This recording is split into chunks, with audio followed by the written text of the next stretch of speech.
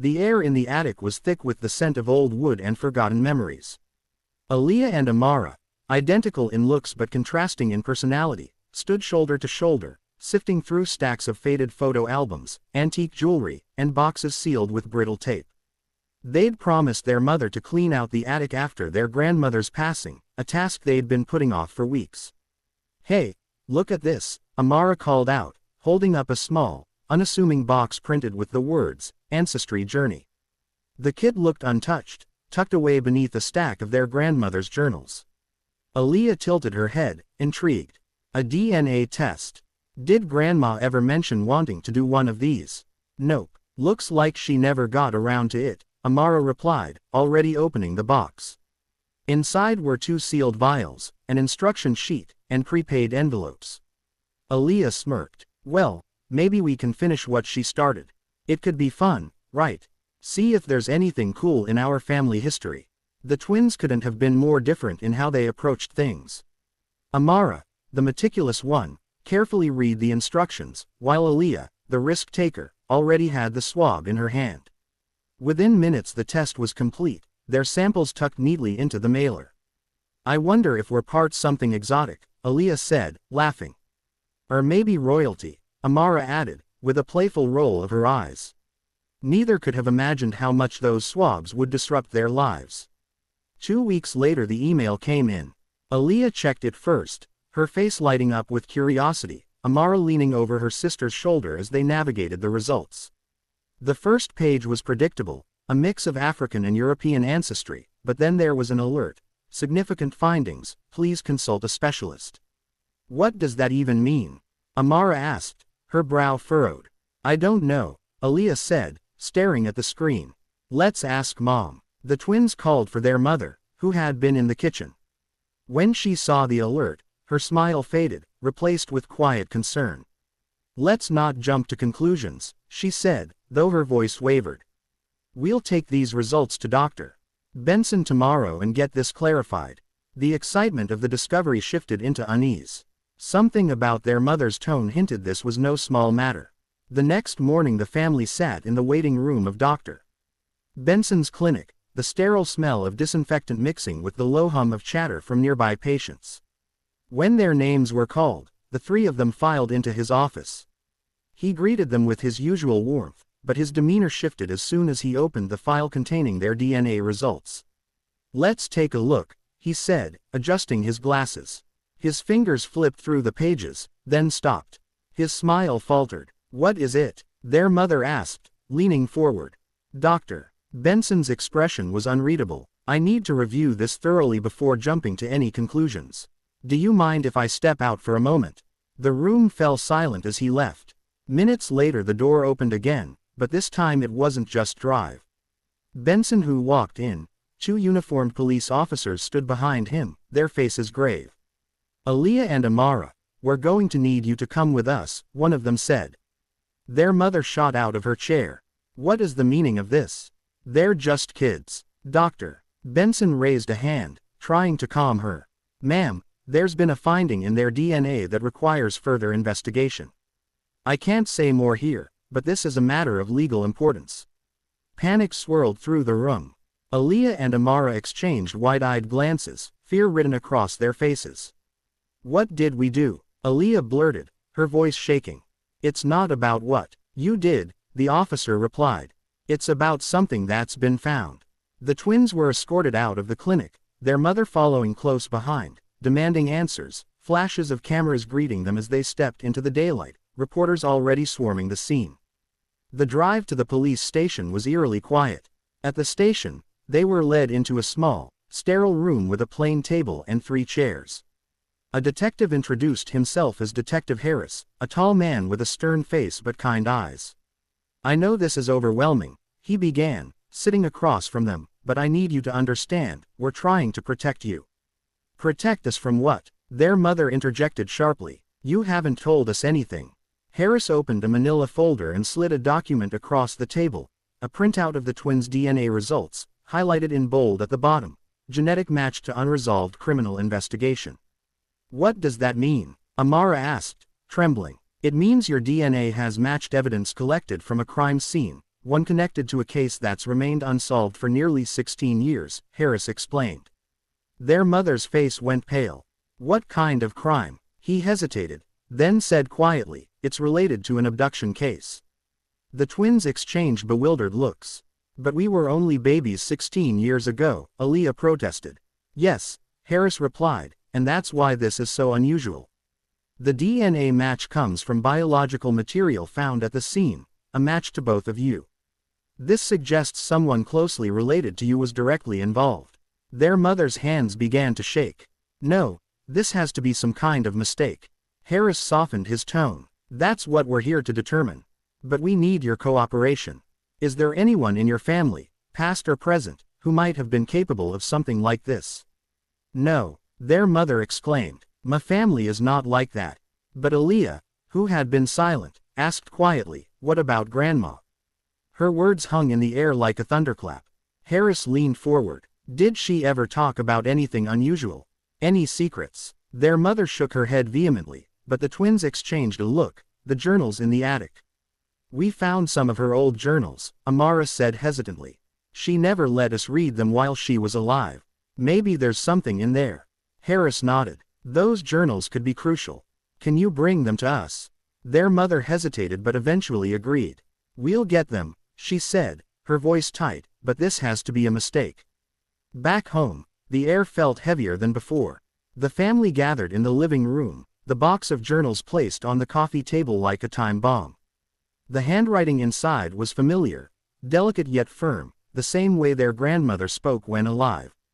The entries started innocently, notes about family recipes and neighborhood gossip, but the tone shifted deeper in.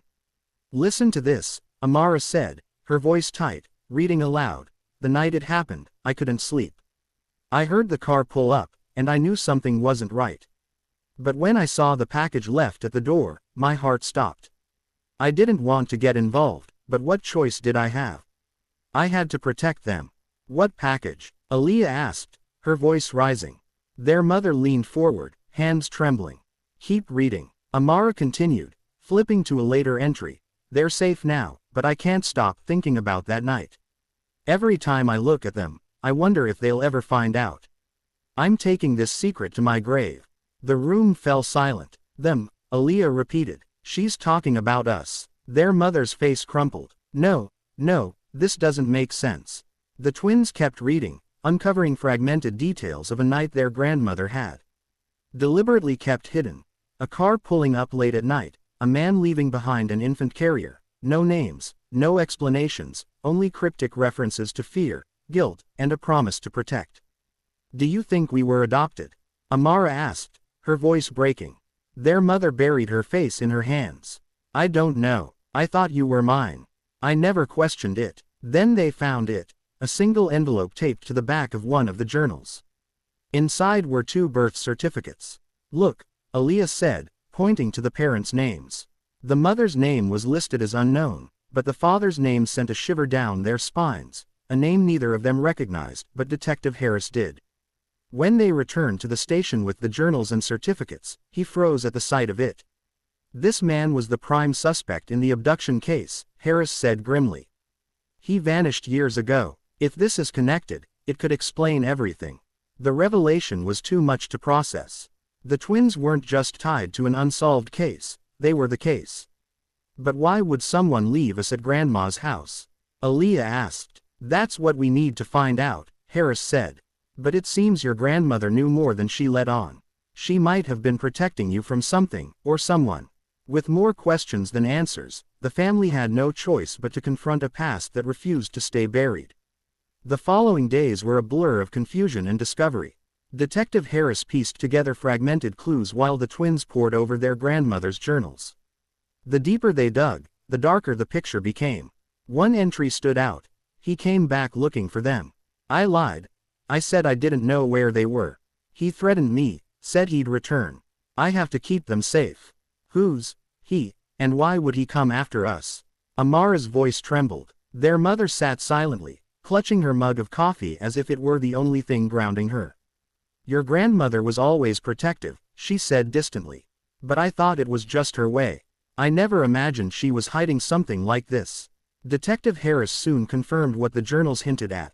The man listed on the birth certificates was a known associate of a human trafficking ring that had operated in the area years ago.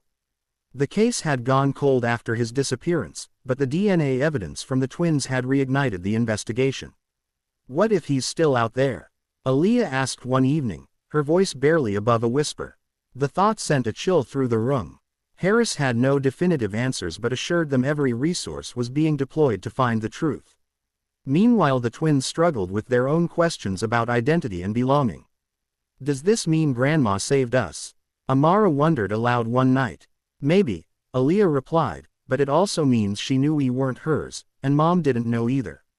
Their mother, overhearing, stepped into the room. You're mine, she said firmly, her voice breaking. No matter what those papers say, no matter where you came from, you are my daughters. That hasn't changed, and it never will. Her words offered comfort, but they didn't erase the unease that lingered. The investigation uncovered more unsettling truths. Their biological father had been a fugitive for years, accused of crimes far beyond the abduction.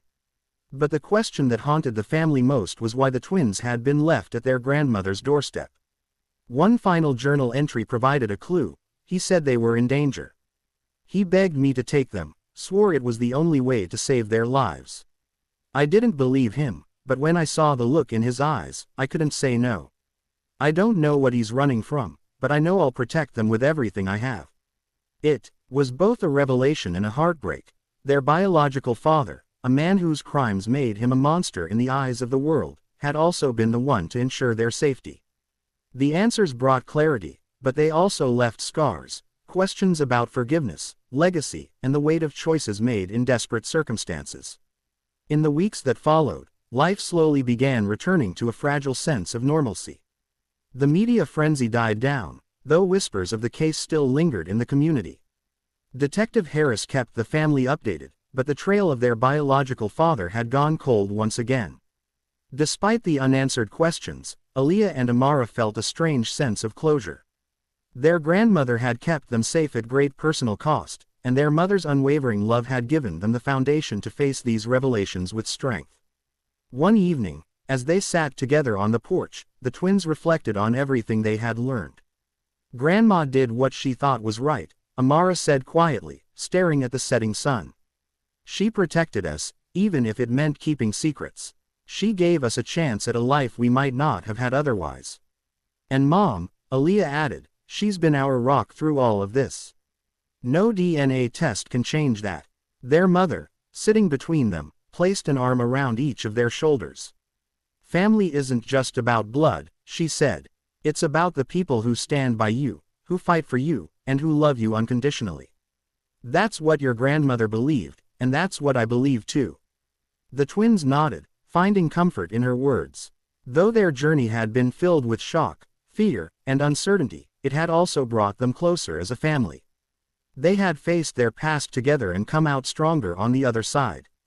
As the sun dipped below the horizon, their mother spoke again. Remember this, no matter where you come from, it's the choices you make that define who you are. Never let anyone else decide that for you. The twins smiled, feeling a newfound sense of identity and purpose. Their story wasn't just one of mystery and fear, it was one of resilience, love, and the power of family to overcome even the darkest truths.